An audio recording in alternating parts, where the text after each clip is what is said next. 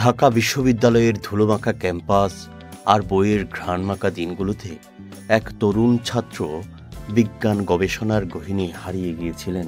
তিনি হুমায়ূন আহমেদ। জীবন তখন অদ্ভুত সরল, অথচ ভিতরে কুঁদছিলেন এক ভালোবাসার ঠিকানা। ঠিক তখনই তার জীবনে প্রবেশ করেন গোলতেখিন খান। তারা প্রথম পরিচয়ে প্রেমে পড়েননি। জীবনের বাস্তব গল্পগুলো ঠিক উপন্যাসের মতো হয় না, কিন্তু ধীরে ধীরে প্রতিটি চিঠি, প্রতিটি আড্ডা, প্রতিটি কথা, হাসি মুখ, প্রতিটি মুহূর্ত তাদের অনেক বেশি কাছাকাছি নিয়ে এসেছিল। গোলতেখিন ছিলেন হুমায়ূন আহমেদের এক পরিচিত জনের বোন। বন্ধুর বাসায় যাওয়া আসার ফাঁকে দেখা হতে থাকে। প্রথম দিকে ছিল খেয়ালি কথাবার্তা, কিন্তু সময়ের সঙ্গে সঙ্গে সেগুলো হয়ে ওঠে গভীর মায়াভরা প্রেমময় সংলাপ। হুমায়ূনের লেখা পড়ে গভীরতম প্রেমে নিমজ্জিত হয়েছিলেন গোলতেখিন খান। এটা ছিল লেখক হুমায়ূন আহমেদের প্রতি গোলতেখিন খানের অভাবনীয় আবেগ, ভালোবাসায় ডুবে যাওয়ার গল্প। চিঠি লিখতেন হুমায়ূন, লাল কালি দিয়ে সাদা কাগজে। সেই চিঠিগুলোই ছিল তার সাহিত্যিক মন, বিজ্ঞানীয় বিশ্লেষণ আর একজন প্রেমিকের কোমল আবেগ। হয়তো আরও বেশিভাবে ছিল গোলতেখিনকে মুগ্ধ করার জন্য উদ্দেশ্যপূর্ণ সাহিত্য শব্দাবলী কিংবা কবিতার প্রয়োগ। গোলতেখিনের হাসিতে মুগ্ধ হয়েছিলেন হুমায়ূন। এক মায়াভরা রূপবতী নারী বলে বর্ণনা করেছিলেন গোলতেখিনকে। গোলতেখিনের নামে বই উৎসর্গ করেছিলেন। অজস্র দিন পার্কে, স্টেশনে, ক্যাম্পাসে, বিদেশে কাটিয়েছেন। গোলতেখিন ছিল হুমায়ূন আহমেদের প্রেমের রাজ্যে সেই রাজকন্যাটি। 1973 সালের সকল সামাজিক বাধা পেরিয়ে তারা বিয়ে করেন। তখন হুমায়ূন পিএইচডির জন্য জার্মানিতে যাচ্ছিলেন, আর গোলতেখিন সামনে রেখেছিলেন জীবনের অভাবনীয় স্বপ্ন।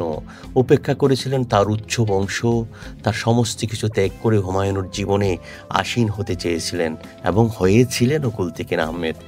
একটা সাদামাটা, সুন্দর, অভাবনীয়, শিল্পভরা সংসার তারা শুরু করেছিলেন। সেই ঘরে জন্ম নিয়েছেন 4টি সন্তান, নোভা, শিলা, বিপাশা ও পুত্র নুহাস। এই প্রেম শুধু দুজন মানুষের মধ্যে ছিল না। হুমায়ূন তার গল্প, উপন্যাস, নাটকে গোলতেখিনের ছায়া বুনে গেছেন অনিঃশেষ। কিন্তু জীবন তো কেবল প্রেমের রঙে রাঙানো থাকে না। সময়ের সঙ্গে বদলেছে মানুষ, চাহিদার ভালোবাসার সঙ্গে পাল্টে যায় প্রতিনিয়ত। হুমায়ূনের জীবনে একসময় অপাঙ্ক্তীয়, অজরুরি হয়ে ওঠে গোলতেখিন খান। সেই সম্ভ্রান্ত পরিবারের সবকিছু উপেক্ষা করে আসা হুমায়ূন প্রেমে মগ্ন হয়ে যাওয়া একসময় উপেক্ষার শিকার হতে থাকে।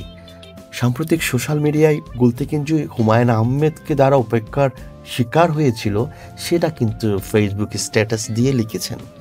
সেটা নিয়ে পুরো সোশ্যাল মিডিয়াতে তোলপাড় শুরু হয়ে গেছে, যেখানে গোলতেখিন লিখেছেন কিভাবে হুমায়ূন আহমেদ তার পরীক্ষার রেজাল্ট খারাপ হওয়ার প্রতিক্রিয়ায় ঘর থেকে গোলতেখিনকে বের করে দিয়ে ভিতর থেকে দরজা বন্ধ করে দিয়েছিলেন। সেই তীব্র শীতের রাতে ইউরোপে গোলতেখিন পালিয়ে প্রতিবেশী একটা শপে আশ্রয় নিয়েছিলেন। এই স্ট্যাটাস পাওয়ার পর সোশ্যাল মিডিয়ায় নেটিজেনরা তীব্রভাবে হুমায়ূনের প্রতি ক্ষোভ দেখাচ্ছেন।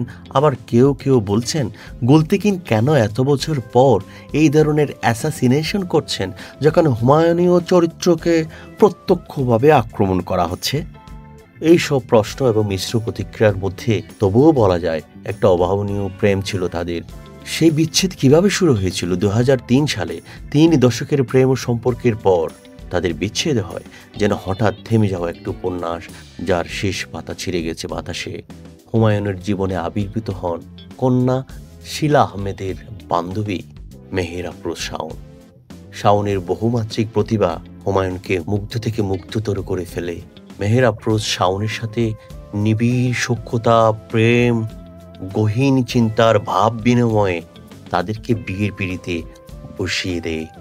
সারা দেশে তোলপাড় হয়ে যায় মেহের আফরোজ শাওন এবং হুমায়ূন আহমেদের বিয়ে, যেখানে প্রত্যাখ্যাত হয় তার প্রথম প্রেম, তার সন্তানের মাতা গোলতেখিন আহমেদ। তারপর তো গল্প যেমন হয়, মানুষের জীবন যেমন হয়। গোলতেখিনও বিয়ে করেছিলেন অতিরিক্ত একজন সচিব, যিনি কবি ছিলেন। তাকে তিনিও মৃত হয়ে গেলেন।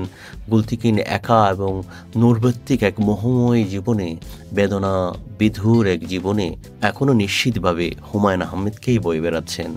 সেটা তার সোশ্যাল মিডিয়া স্ট্যাটাস দেখলেই বোঝা যায়।